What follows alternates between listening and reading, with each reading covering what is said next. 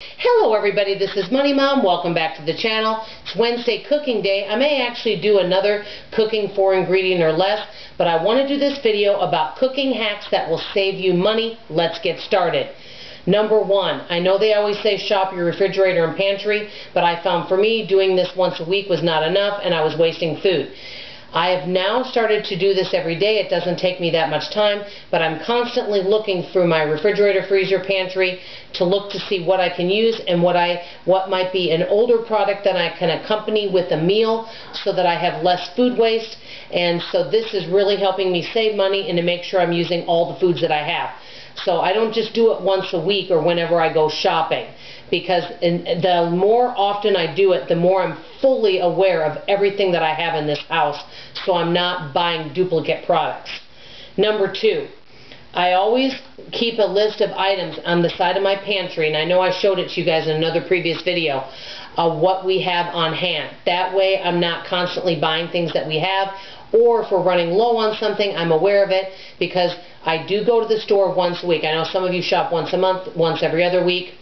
So this way I really work on not buying things that I already have on hand. But my big concern is if I need an item for an upcoming recipe, that I make sure to purchase that, because I don't want to be going back to the store.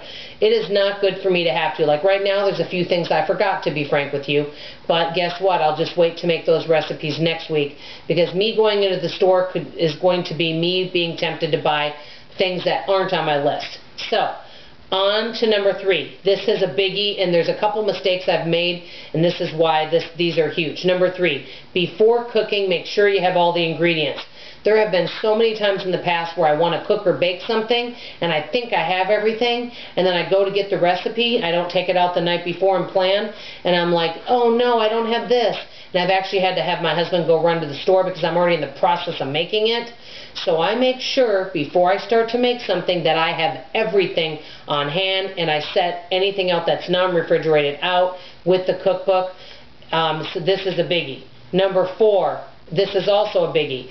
If I don't have something on hand, and a great example would be buttermilk, I look up a way on how I can make my own and use a substitution.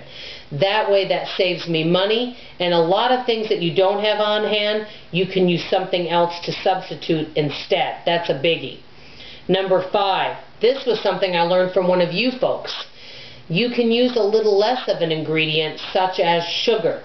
That would be like if they ask you to put 1 cup of white sugar, you could put 3/4 of a cup. You won't even notice a difference in the taste. It'll save you money and a few calories. Number six, when first making a recipe, I need to do this, maybe follow the recipe, because a lot of times I'll start substituting things before I've even tried something and I've botched it up. I am a good cook, but sometimes I don't pay attention to the directions, and my cooking is either really good or it can be like a science experiment.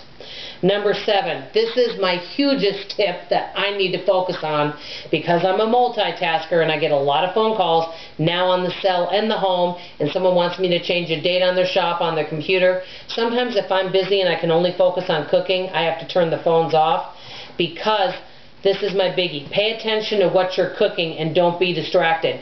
I have ruined so many meals this way because I'll let, like say potatoes, sweet potatoes for example, or carrots that I'm boiling on the stove. I'll let them boil down to where there's no water in the pan and everything's stuck to the pan and burned.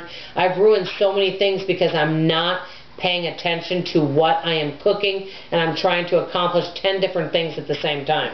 That's my biggest fault. I've not done that recently though, which is good.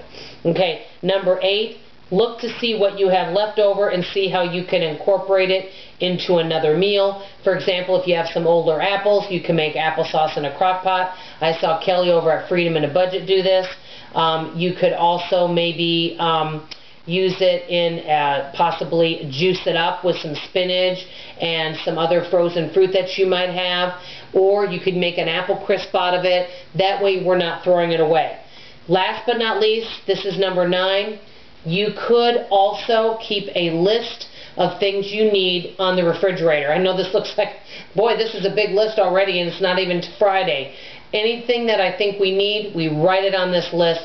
That way I don't forget to put it over on my grocery list. I have a grocery notebook that I keep everything in, and I put different categories, and that really helps me. So these are my basically 9 little cooking hacks. I want to hear from you guys. Number 1, what's a cooking hack you want to share that could save me time and money in the kitchen? And number 2, if you love to cook and bake, name something that you make that is so good and so delicious that everybody raves about it. For me, it would be my homemade cookies. I'd love to hear from you guys. This is Money Mom signing off, and as always, I love you. Bye-bye.